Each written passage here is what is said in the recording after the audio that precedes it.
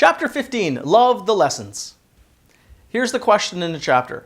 How good are you at seeing the benefit in your biggest challenges in work and life? I love this quote from Nelson Mandela. I never lose. I either win or I learn. And really look at that. I win or I learn. There is no losing in life. There is no failure in life. You can just have some really expensive learning experiences.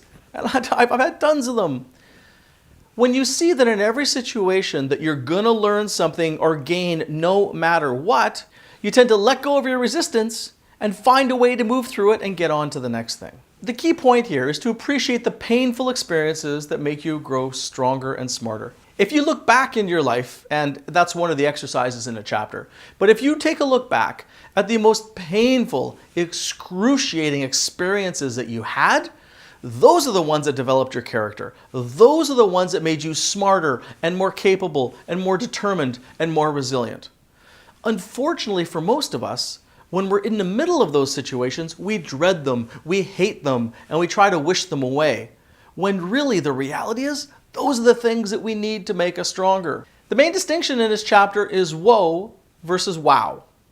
The thinking here is, whenever you're saying, woe is me, why is this happening, this sucks, it's not fair, why? No good will happen. You are resisting the problem that you're having, and truly you're seeing it as a problem, and you will go nowhere. Your creative mind does not find ways to solve it. You're just putting energy into staying where you're at. The challenge is to train your brain and build the discipline to quickly, in almost every situation, switch to wow. Wow, this is brutal. This is intense. This is crazy. This is hard. But I know some way, somehow, this is good for me. I am going to be better for it. So said differently, the quicker you can go from seeing a problem as a curse to being a gift, then you can find the value in it and move on. There's a real psychological benefit to this as well. As human beings, we love to and almost need to see the value in things or see the purpose in things. So if I'm going through some excruciating pain and I don't see any value in it, it's going to feel bad and it's going to drain me. But yet in the same situation, as soon as I see, hey, there's something good in this for me, I get my mind around it, I get my heart around it, and then I start feeling better about drudging through all these challenges. So you need to work on this if you're generally unaware or in disbelief that 99% of your story about any challenge is pure fabrication. By the way, this is a really key point. In any situation, there's usually 2 or 3 facts and then a whole bunch of stories, opinions, and other things that we wrap around it.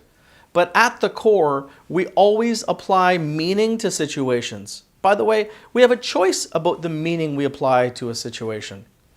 You can look at your car getting a flat tire as an amazing gift or an amazing curse. From a fact point of view, is a flat tire good or bad? There's no data to say one way or the other. The truth is, a flat tire is a tire without air. That's it. And you can make up 100 different stories about it. The challenge here as a leader is to look for the good story about it and how it adds value and how you grow stronger from it.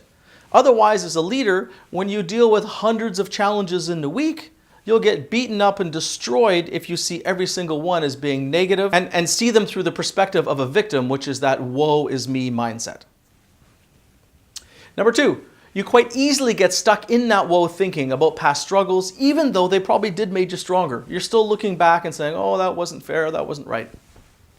When the new struggles arise, your mind quickly starts to produce thoughts of woe and about how challenging your life is and how you wish things like this wouldn't happen to you. You don't get your lesson. You keep facing the same kinds of struggles again and again and again, kind of like Groundhog Day.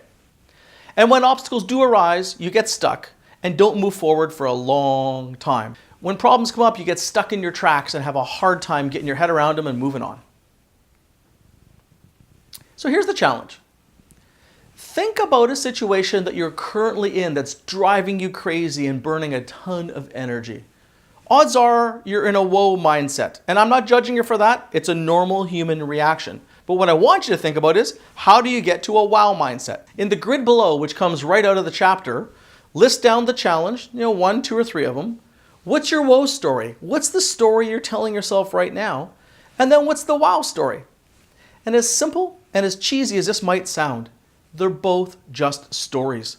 So if the woe story is keeping you stuck and not making you feel good, why don't you come up with a wow story that gets you moving forward and feeling good? If this is a habit that you really see value in mastering, it might be your number one habit for the quarter.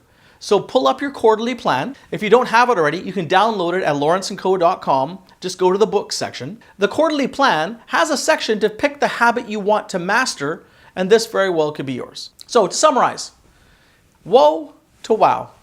When it comes to all the challenges that we get in life, if you truly love the lessons and have a wow, this is painful but amazing in some way, it'll be easier for you to tackle these challenges, and you will grow stronger the more you get beat up by life rather than getting beat down.